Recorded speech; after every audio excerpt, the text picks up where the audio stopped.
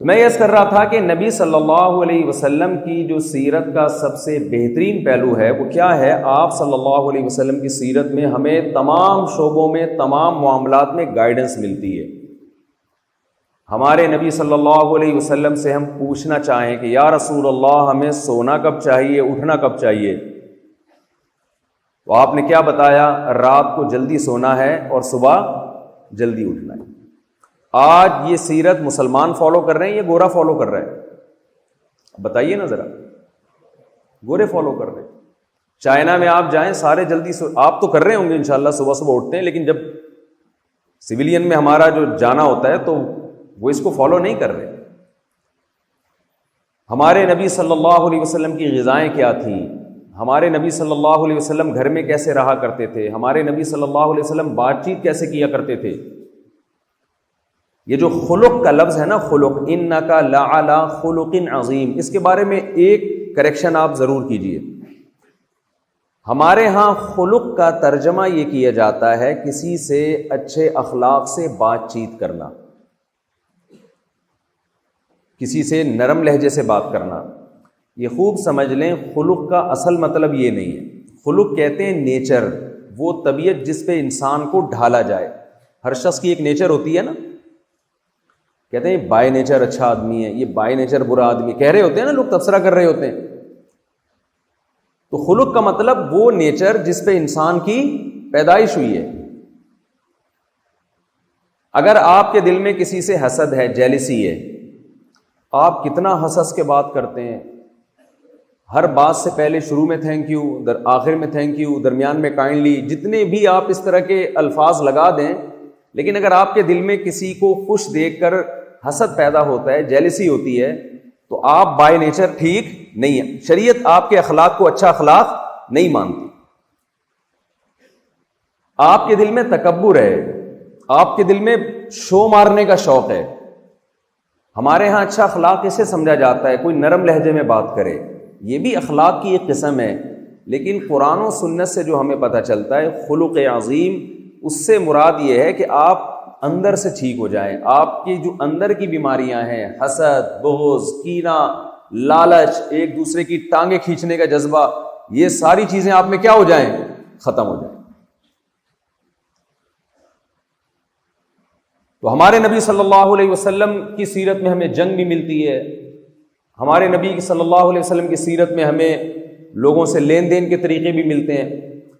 جو سب سے اہم ترین چیز ہمارے نبی صلی اللہ علیہ وسلم کی سیرت میں ہمیں ملتی ہے، جس پر میں آج میرا ارادہ تھا کہ یہ میں آپ کے سامنے یہ پیغام ڈیلیور کر کے جاؤں گا، وہ کیا ہے؟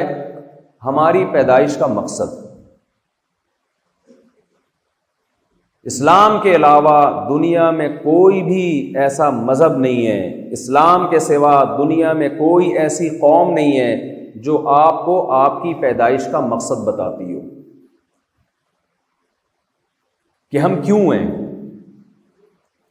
دیکھیے، اگر کوئی شخص منزل کا تعین کیے بغیر گھر سے نکلے تو کیا وہ کبھی صحیح ٹریک پہ چل سکتا ہے؟ اگر آپ کہہ دیں گے نا نہیں، تو مجھے خوشی ہوگی کہ میں ٹی وی میں نہیں آ رہا۔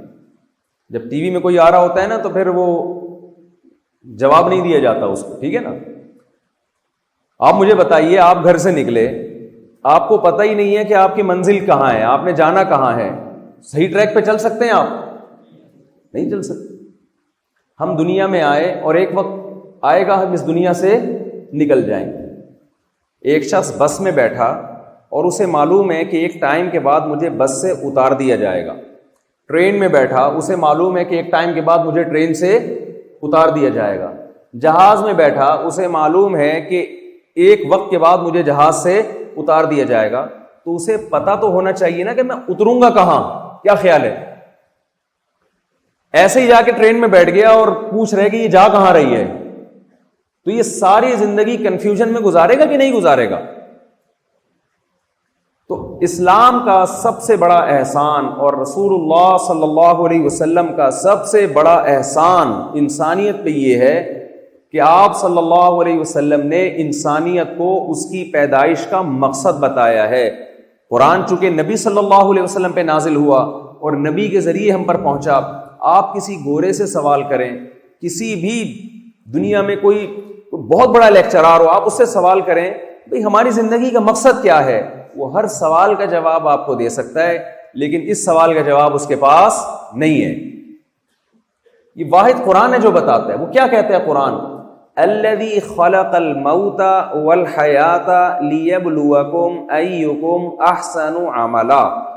اللہ کہتے ہیں میں نے انسانوں کو اس لیے پیدا کیا, لیبلوکم, وہ اللہ تمہیں آزمانا چاہتا ہے کہ تم میں اچھا عمل کون کرتا ہے. تو ہماری اور آپ کی پیدائش کا مقصد کیا ہوا؟ یہ آزمائش ہے کہ ہم میں اچھا بن کے کون دنیا سے جاتا ہے اور برا بن کے کون دنیا سے جاتا ہے. یہاں تک بات سمجھ میں آئی آپ حضرات کے؟ تو یہ ہماری آزمائش ہے. اب اس کا ایک طریقہ وہ تھا جو پہلے مذاہب نے اختیار کیا. اچھا بننے کے لیے انہوں نے کہا کہ دنیا کو چھوڑ دو, جنگلوں میں نکل جاؤ اور جا کے اللہ کی عبادت کیا کرو.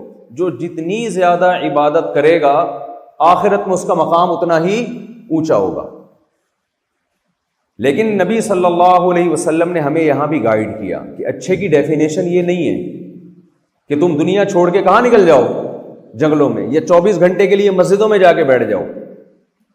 بلکہ آپ صلی اللہ علیہ وسلم نے صاف طور پہ فرمایا لا رہبانیت فی الاسلام, اسلام میں رہبانیت نہیں ہے, کچھ چھوڑنے کی تمہیں اجازت نہیں ہے. جس شعبے سے تم متعلق ہو اسی میں ایکسیلنسی پیدا کرو, اسی میں اچھا بننے کی کوشش کرو. میں اکثر ایک واقعہ لوگوں کو بتاتا ہوں. کسی میڈیکل کالج میں ایک لڑکا پڑھ رہا تھا, اس نے مجھ سے سوال کیا کہ آپ مجھے یہ بتائیے کہ اسلام میں میڈیکل کالج میں پڑھنے کی کیا فضیلت ہے. بھائی اسلام میں نماز کی فضیلت ملتی ہے نا, لوگ نماز پڑھتے ہیں. اسلام میں حج کی فضیلت ہے یا نہیں ہے؟ حج کرتے ہیں لوگ لاکھوں روپے خرچ کر کے. اسلام میں جہاد کی فضیلت ہے, بارڈر پہ لڑتے ہیں جا کے. تو میڈیکل کالج کی کیا فضیلت ہے اسلام؟ انہوں نے کہا مجھے تو کوئی ایسی حدیث نہیں ملی کہ نبی صلی اللہ علیہ وسلم نے فرمایا جو MBBS کرے گا اس کو یہ ثواب ملے گا. بھائی تو میں کیوں پڑھوں؟ میں نے ان سے کہا, میں نے کہا آپ نے کیا قرآن کی آیت نہیں پڑھی؟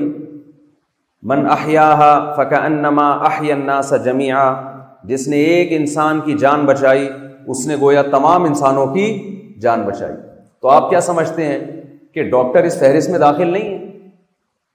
ڈاکٹر اگر ایمانداری کے ساتھ پڑھے اور ایمانداری کے ساتھ علاج کرے تو اپنی موت سے پہلے وہ لاکھوں لوگوں کی زندگی کا ذریعہ بنتا ہے کہ نہیں بنتا؟ تو اسلام نے آپ کو میڈیکل کالج میں پڑھنے سے نہیں روکا. اسلام نے آپ کو کیا کہا ہے کہ اگر آپ میڈیکل کالج میں پڑھ رہے ہیں تو یہاں آپ کا مقصد پیسہ کمانا نہیں ہونا چاہیے, آپ کا مقصد انسانیت کی خدمت ہونی چاہیے.